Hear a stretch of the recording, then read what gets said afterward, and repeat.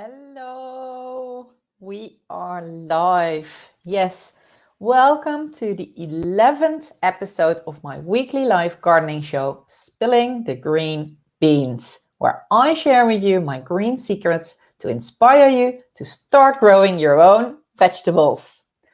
I am your host, Emily, creator of Easy Urban Gardening, the system for growing your own vegetables on a balcony or terrace in town. Thank you for spending time with me today when I talk about planning your garden. Growing vegetables can seem daunting and hard work, so I share with you my green secrets and the most crucial techniques to make it fun and easy. You'll also learn how to take advantage of the broad health benefits of gardening and how to cook delicious meals with your own vegetables. I am spilling the green beans. But before we dive into this episode, I want to share with you that I am starting my new course, Your Urban Paradise, on 5th of April. It's all about how to grow vegetables in town, of course, in an easy and fun way. You will design, build, plan, and sow your garden in 4 weeks. To get more information or join, follow the link in the show notes. Last week, I spoke about spring vegetables that can be sown in March and April right now. But the biggest mistake beginning gardeners make is not planning what to sow, when, and where. And this is such a crucial element of a successful, efficient, and productive garden that for today, I like to talk about making the plan for your spring garden. I will focus on the sowing part of your garden plan today. And if you need help with the steps before you get to that stage too, like designing and building your garden, consider to join my new course, Your Urban Paradise, starting on the 5th of April. There are 3 elements to a sowing plan: what, when, and where. And of course, I'm going to explain all 3 of them. When planning, it is in general a good thing to do this with the end result in mind, and gardening is no exception to that. So when making your sowing plan, you start with deciding what you want to harvest. You have to pick which vegetables you like to harvest to eat, and you have to make an educated guess on how much of that vegetable you want to eat. Well, the first step is, of course, easy. You just make a list with all the vegetables you really like to eat. Never, ever sow something you don't like. It makes absolutely no sense to grow, say, Brussels sprouts if you hate them and won't eat them. In essence, that is food waste, and that's the last thing we want. So, when you go buy or order the seeds, only pick the vegetables on your list that you just made with the ones you really, really like. Just remember that you are gardening small, so it is a good thing to always check whether there are varieties available that maybe grow more compact, that stay small, or that you can guide upwards or are naturally climbing. And that is just to make sure that you can make maximum use of your limited space. So in whatever seeds catalog, or when you go to the garden center, you will always find maybe things called like mini pumpkins, or mini tomato, or you can have them like they are called like bush. That normally, often they are, like more compact. Sometimes they are called varieties ideal for containers. They also normally tend to stay a little bit smaller, a little bit more compact. So that is just in a general tip. If you garden on a balcony or a terrace or in a small garden in town, it is good to keep in mind that those varieties are widely available. You just have to make sure that you look out for them. So now you have your list. Decided to what vegetables you like to eat. And then you have to decide which one of those vegetables you would want to eat, say, just now and then, which ones you want to eat regular, and which ones you want to eat really often. So maybe take another piece of paper, and then you make these the 3 categories: sometimes, regular, and often. And then you group the vegetables from your list in one of those 3 categories. And of course, the ones that you will place in the category often are the ones that you're going to start out with planning them in your garden, because those are kind of like the favorites amongst your favorites. Now that we know what we want to get out of our garden, we can start making a plan as to when. So again, you go back to your vegetable list, and then you get your seed packages out. So you just, take the whole pile of what you ordered or bought. And then the next step is to check every package on the back side. I mean, it is always written, what is the ideal sowing time of that specific vegetable? It often comes either in little icons with the months next to it, or packages might have a tiny little calendar on it with colors. There's always somewhere you can find the ideal sowing time of that specific vegetable.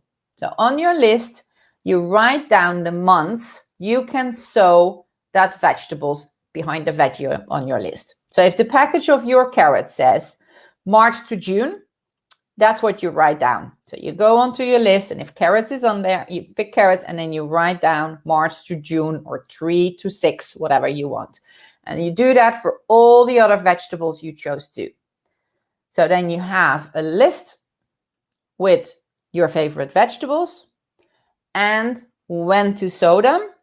And you have the other paper with the groups of vegetables where you say, well, even though I like that vegetable, I maybe don't want to eat it that often, but that one I really want to eat often. So those 2 things you now have. And then the third step in making a sowing plan is to combine the what and the when with the where.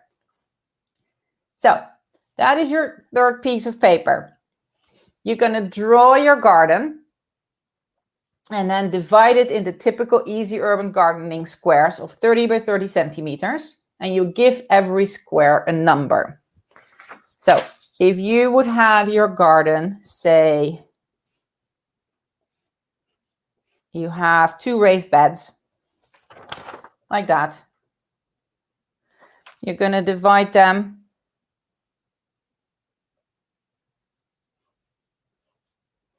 in the traditional 30 by 30 centimeter square. So you might have to go and measure them, and then you divide them into squares, and you give every square a number. Okay? Fourth piece of paper. Make a table on paper or on your computer. This is something that can also be very well done in Excel or in Numbers. They're good programs to make this plan digitally. So you make a table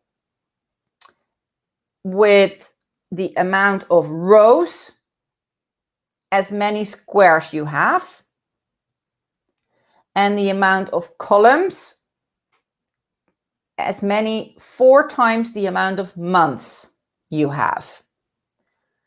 Let me explain that a little bit better. If you garden in a traditional easy urban garden of 120 by 60 centimeters, you have 8 squares in a garden.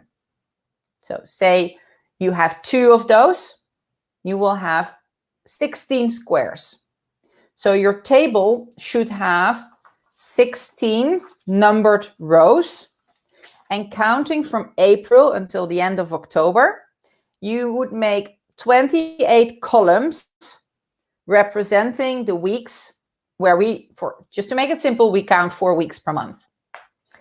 That could then look a little bit like this. So you can see I have here are the numbers 1, 2, 3 to 8. And then my second box is numbered 9 to 16. Here on the top, I have the months. I mean, this one template starts in March, but March, April, May, June, July. And as you can see, every month has like 4 weeks. So that is how a basic template for your sewing plan could look like.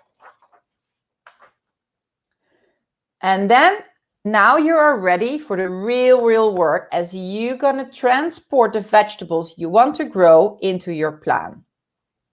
Let me explain what you need to do. You look at your vegetable list and see which veggies can be sown in April. So every row representing a square in your garden gets a vegetable. And then for the amount of weeks the package says it takes from sowing until harvesting. So let's go back to our carrots. They can be sown in April.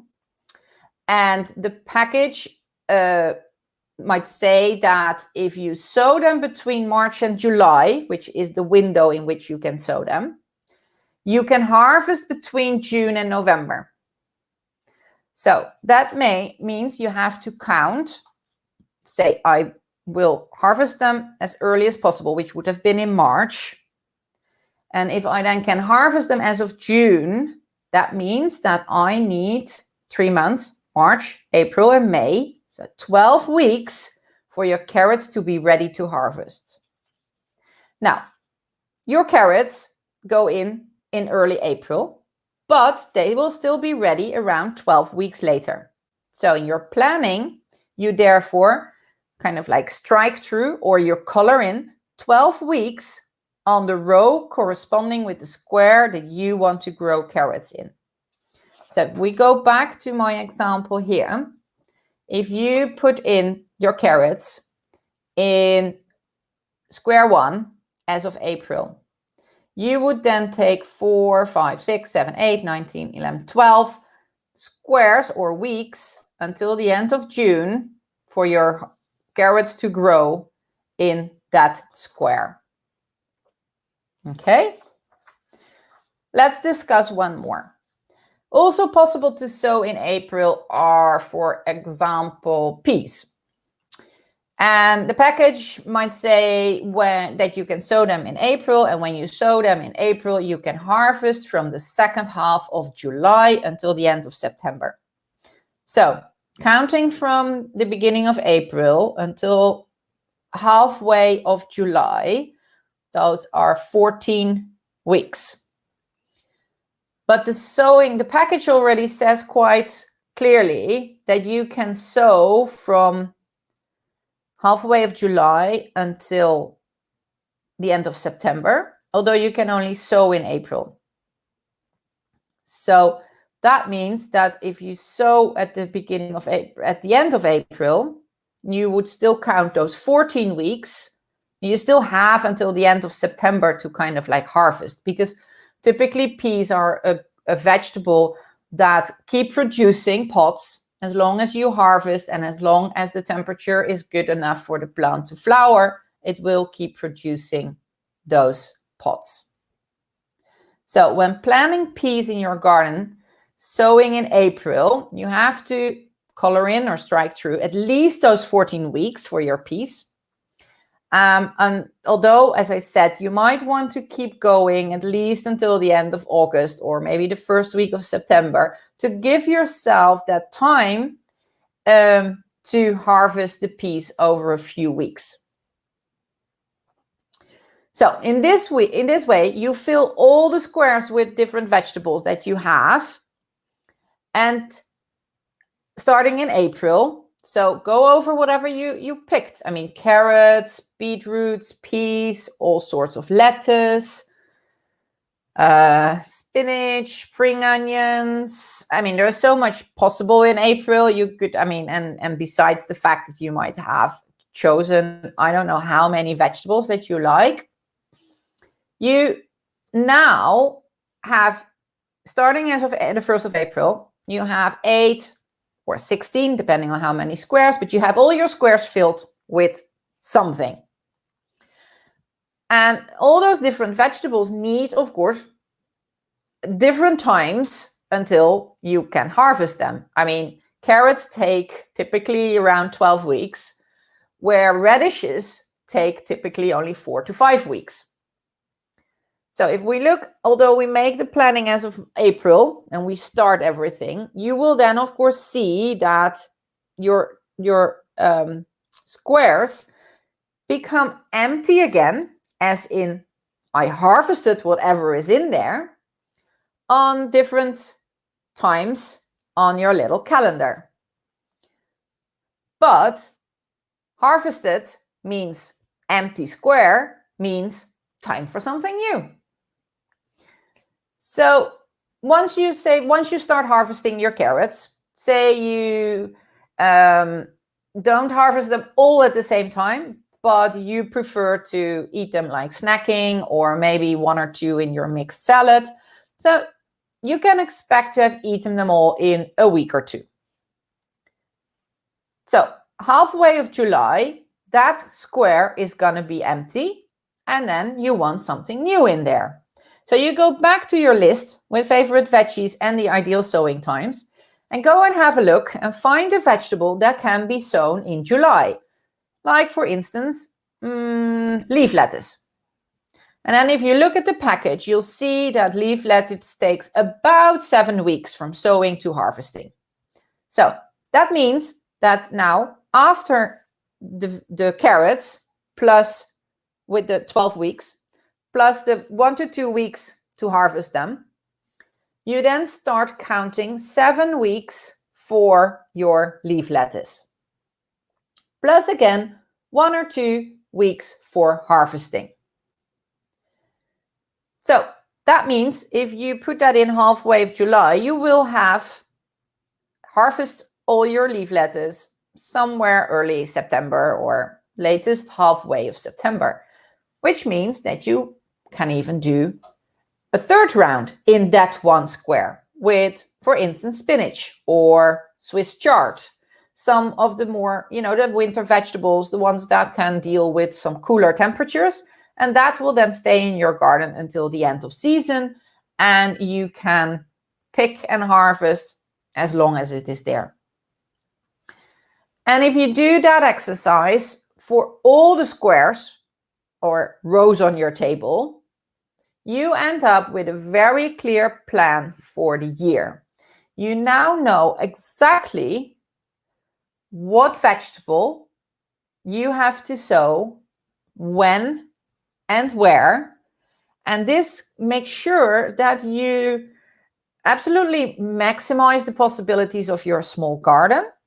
It also makes sure that you don't have to stress out about, oh, what is next? I have to go back to this whole pile of seed packages and find one that can be sown now. Now, that is something you do at the beginning of the season, before you really, really start growing. And then you just know what to do for the season. It is so much more relaxed.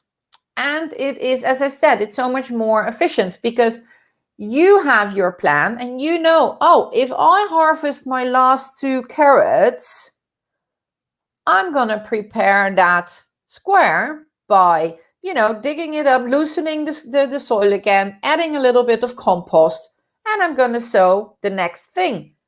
No stress about it, because I just take my plan and I see, oh, the next thing after the carrots, I had planned leaf lettuce. So it is a very easy, it keeps gardening easy, fun, and efficient. And an efficient garden just gives more to harvest. So one last thing I want to say about that list that we made with the groups of sometimes, regular, and often. Especially the group with often, of course, can be labeled as the absolute favorites of your favorite vegetables. And say you have 1 or 2 vegetables in the list marked as wanting to eat often. You just have to make sure that you plan them in multiple rows, but scattered over the whole possible sowing period. What does that mean? Back to our carrots. They can be sown from March to July. So you can maybe sow 1 square of carrots in April, and then you have a second one towards the end of May, and a third one halfway of July.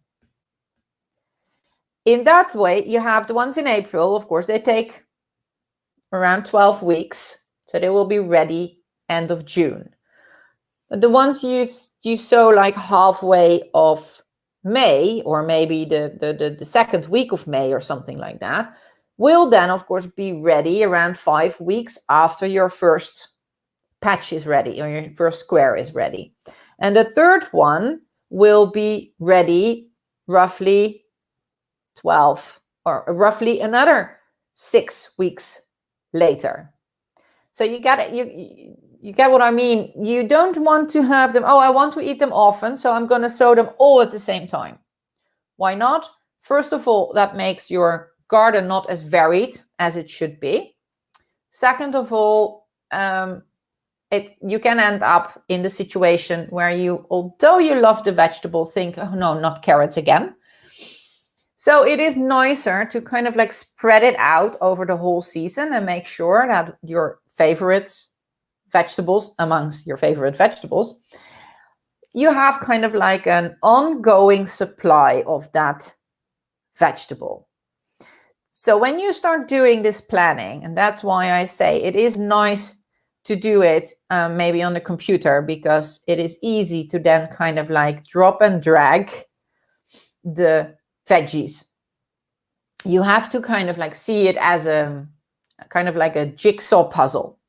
You're going to move your veggies around until you have the ideal planning for you and your vegetable preferences. And yes, it takes a bit of time to make a good plan, especially if this is the first time you are doing it. But on the other hand, I think it's also fun to do. And it kind of like already gets you into the flow and into anticipating on the happy things to come. Beautiful fresh veggies that you love to eat. But above all, it is a huge benefit to know what to sow, when and where during the season, because it, as I said, it makes it less stressful, it makes it more fun, and it really maximizes the possibilities of your garden. So I wish you good luck. Go and play around, make that plan. It is really, really, really going to pay off during the coming months. And just want to remember you that if you want help and inspiration making your garden and your garden plan, you can now join the next round of my course, Your Urban Paradise, which is starting on the 5th of April. It's a 4 weeks online course in which you will design, build, plan, and sow your first easy urban garden and create your own urban paradise. The link to register is in the show notes. For now, thank you for spending time with me in the garden, and I hope to meet you in your garden soon.